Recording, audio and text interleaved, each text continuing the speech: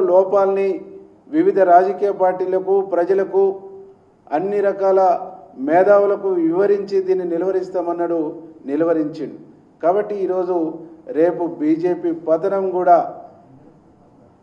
రేవంత్ రెడ్డి గారి నాయకత్వంలోనే ఈ దేశంలో మొదలైంది.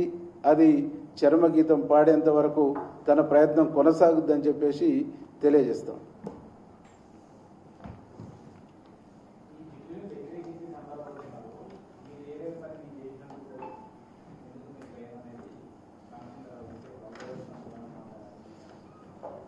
అంటే రామచంద్రరావు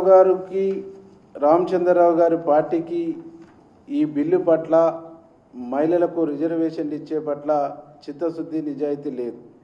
2023లోనే పార్లమెంటులో ఈ బిల్లును ఆమోదం పొందినప్పుడు దానికి విధి విధానాల్ని నిర్ణయించవలసింది.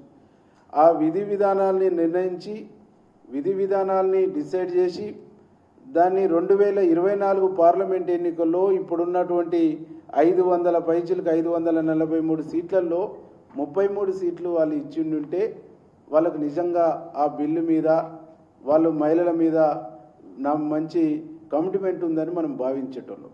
పోనీ చివరికి ఈ దేశానికి ఉప ప్రధానిగా ఒక మహిళనన్నా తీసుకొచ్చి వాళ్ళు పెట్టిండుంటే మేము వాళ్ళు చెప్పేటువంటి వాదనను ఏకీభవించేటోళ్ళం, వాళ్ళని అభినందించేటోళ్ళం. మా నాయకుడు రాహుల్ గాంధీ చాలా స్పష్టంగా చెప్పిండు, మీరు మహిళా రిజర్వేషన్ బిల్లును ఒక్కదాన్నే మీరు పార్లమెంటు ముందు పెట్టండి, అన్కండిషనల్గా ఇనానిమస్గా మేము ఈ బిల్లును ఆమోదిస్తాం. కానీ ఈ బిల్లును బూచి చూయించి డీలిమిటేషన్ తీసుకొచ్చి దీనికి లింక్ చేసి పెట్టడం ఏదైతే ఉందో ఇది మీకు నిజాయితీ లేని, కుట్రపూరితంగా, మోసపూరితంగా పెట్టినటువంటి బిల్లుగా మా నాయకుడు రాహుల్ గాంధీ గారు చాలా స్పష్టంగా పార్లమెంటు వేదికలనే చెప్పిండు. కానీ మా నాయకుడు చెప్పినటువంటి ఏ అంశాన్ని పరిగణనలోకి తీసుకోకుండా వాళ్ళు ఈ మహిళా రిజర్వేషన్ బిల్లు సాకుతోని డీలిమిటేషన్ని తీసుకొచ్చేసి ఇవాళ ప్రజల మీద, దక్షిణాది రాష్ట్రాల మీద బలంగా రుద్దాలనేటువంటి ప్రయత్నం చేశారు. దీన్ని ఏ విధంగా సమర్థించుకుంటాడు రామచంద్రరావు గారు? ఇది ఏ విధంగా కరెక్ట్ అంటాడు?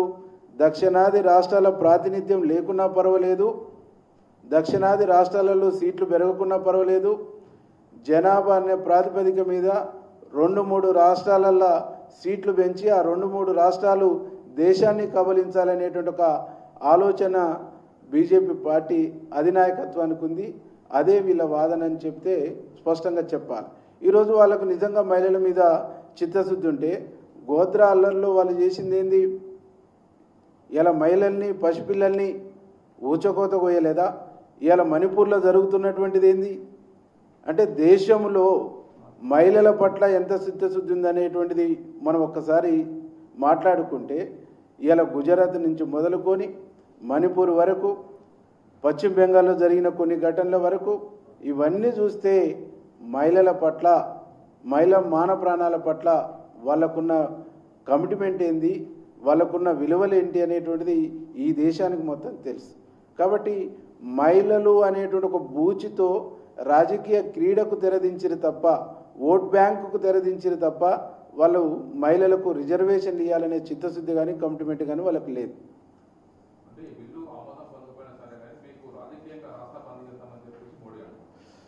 అంటే ఈ బిల్లు ఆమోదము పొందదు, 1/3 2/3 మెజార్టీని సాధించలేరు అనేటువంటిది ఈ దేశ ప్రజలందరూ కూడా చాలా స్పష్టంగా తెలుసు, నరేంద్ర మోడీ, అమిత్ షాకు తప్ప. వీళ్ళు తీసుకొస్తున్నటువంటి ఈ బిల్లు ఈ రాష్ట్రాలలో మహిళలకు మాయ మాటలు చెప్పి, మహిళలను తప్పుడు మాటలు చెప్పి ఓట్లు దండుకుందామనే ఉద్దేశంతో తీసుకొచ్చారు తప్ప మా మీద చిత్తశుద్ధితోనో నిజాయితీతోనో మాకు నాయకత్వ స్థానానికి ఎదిగించడం కోసం తీసుకొచ్చిన బిల్లు కాదు అని చెప్పేసి ఆయా రాష్ట్రాల మహిళా సోదరిమణులందరూ కూడా స్పష్టంగా తెలుసు. ఎందుకంటే మహిళల పట్ల భారతీయ జనతా పార్టీకి ఎంత గౌరవం ఉంటుంది, మహిళల్ని ఏ మేరకు గౌరవిస్తారు, మహిళల్ని ఏ మేరకు నాయకత్వ స్థానంలో తీసుకొస్తారు, మహిళల పట్ల వాళ్ళకు ఉండేటువంటి ఒక రాజకీయ కోణం ఏందనేటువంటిది ఈ దేశంలో ఉన్న ప్రతి మహిళా సోదరిమణికి తెలుసు. కాబట్టి ఏ ఒక్కరు కూడా ఈ బిల్లు మీద, ఈ బిల్లు పార్లమెంటులో వీగిపోయిన దాని మీద భారతీయ జనతా పార్టీకి మామూలు లిప్ సింపతి కూడా చూపించారనేటువంటిది నాకు ఉన్నటువంటి ఒపీనియన్.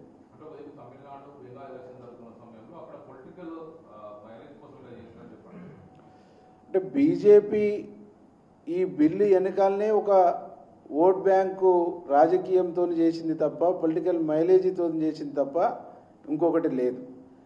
బీజేపీకి ఈ దేశం పట్ల, ఈ దేశంలో ఉండేటువంటి మహిళల పట్ల, మహిళల్ని రాజకీయాల్లో నాయకత్వ స్థానాల్లో ఎదిగించాలనేటువంటి దాంట్లో ఏమాత్రం చిత్తశుద్ధి లేదు. వాళ్ళకు ఓట్లు, సీట్లు, అధికారం తప్ప ఇంకొక ధ్యాసనే లేదు.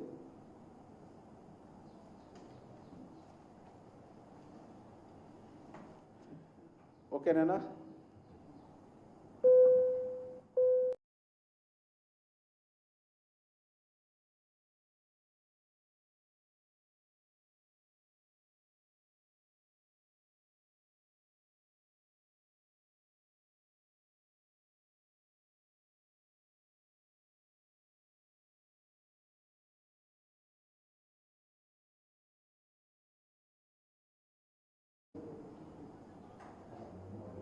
ఈ దేశాన్ని కబలించాలని చూసినటువంటి బీజేపీ కుట్రలను ఛేదించడంలో, బీజేపీ కుట్రలని నిలువరించడంలో ఇండియా కూటమి ఒక గొప్ప విజయాన్ని సాధించిందని చెప్పేసి ఈ సందర్భంగా నేను గుర్తు చేస్తా ఉన్నా. భారతదేశంలో బీజేపీ చేస్తున్న కుటిల రాజకీయాల్ని ఇండియా కూటమిలో ఉన్నటువంటి రాజకీయ పార్టీలన్నిటి ఏకతాటిపైకి తీసుకొచ్చి బీజేపీ కుట్రల్ని ఓడించడంలో రాహుల్ గాంధీ తన నాయకత్వ ప్రతిమను మరొకసారి చాటి చెప్పిండని చెప్పేసి ఈ సందర్భంగా నేను గుర్తు చేస్తా ఉన్నా. గౌరవనీయులు ముఖ్యమంత్రి రేవంత్ రెడ్డి గారు ముందు నుంచే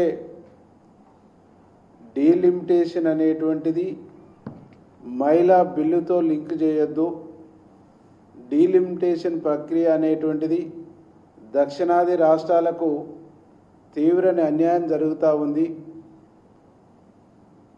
ఈ బిల్లును గాక దక్షిణాది రాష్ట్రాలకు, చిన్న రాష్ట్రాలకు అన్యాయం జరిగే బిల్లుని తీసుకొస్తే దక్షిణాది రాష్ట్రాలను, చిన్న రాష్ట్రాలని ఐక్యం చేసి ఈ బిల్లును నిలువరిస్తాం, అడ్డుకుంటాం, ఆపుతామని చెప్పేసి ఒక విజన్తో మా ముఖ్యమంత్రి గారు రేవంత్ రెడ్డి అన్న ప్రకటించడం జరిగింది. ఆ ప్రకారంగానే ఈరోజు దక్షిణాది రాష్ట్రాలకు ఒక బలమైన వాయిస్ వినిపించి, బలమైన వాయిస్గా తెలంగాణ రాష్ట్ర ముఖ్యమంత్రిగా మారింది. తెలంగాణ రాష్ట్ర ముఖ్యమంత్రి రేవంత్ రెడ్డి గారు డీలిమిటేషన్ ప్రక్రియ అనేటువంటిది జనాభా ప్రాతిపదికన తీసుకుంటే, జనాభా ప్రాతిపదికనే జరిగితే దక్షిణాది రాష్ట్రాలకు తీవ్రమైనటువంటి అన్యాయం జరుగుద్ది. దీన్ని ఆపటానికి, దీన్ని నిలువరించడానికి దక్షిణాది రాష్ట్రాలకు సంబంధించినటువంటి అన్ని రాజకీయ పార్టీలు ఐక్యం కావాలని చెప్పేసి అన్ని రాష్ట్రాల ముఖ్యమంత్రులకు, ఆయా రాజకీయ పార్టీలకు కూడా ఉత్తరాలు రాయటం జరిగింది. ముఖ్యమంత్రి గారి వాయిస్, ముఖ్యమంత్రి గారి వాదన నమ్మిన, విశ్వసించిన దక్షిణాది రాష్ట్రాల రాజకీయ పార్టీలు ఇండియా కూటమి మా రాహుల్ గాంధీ గారి నాయకత్వంలో నిన్న పార్లమెంటులో బీజేపీ యొక్క ద్వంద్వ నీతిని, ద్వంద్వ వైఖరిని ఎండగట్టిండ్రు, తూర్పారబట్టిండ్రు, బీజేపీకి బుద్ధి చెప్పారు. బహుశా భారతదేశంలో మోడీకి స్టార్ట్ అయినటువంటి కౌంట్ డౌన్గా మేము భావిస్తూ ఉన్నాం. మోడీ తీసుకొస్తున్న అక్రమ మార్గంలో, మోడీ ఒక దుర్మార్గమైన ఆలోచనతో, ఒక రాజకీయ కుట్రతో భారతదేశాన్ని ఉత్తరాది రాష్ట్రాలు కబలించాలి, దక్షిణాది రాష్ట్రాలని, చిన్న రాష్ట్రాలని బానిసత్వంలోకి నెట్టాలనేటువంటి ఒక దుర్మార్గమైనటువంటి ఆలోచనకు తెరదించిర్రు, తెరపడ్డది. ఇది దక్షిణాది రాష్ట్రాల ప్రజల చైతన్యం ముందు నరేంద్ర మోడీ తల వంచక తప్పలేదని చెప్పేసి ఈ సందర్భంగా మేము గుర్తు చేస్తా ఉన్నాం. ఈరోజు భారతదేశంలో దక్షిణాది రాష్ట్రాల నుంచి ఒక విజనున్న నాయకునిగా, ఒక శాస్త్రీయంగా ప్రతి అంశాన్ని విశ్లేషించే నాయకునిగా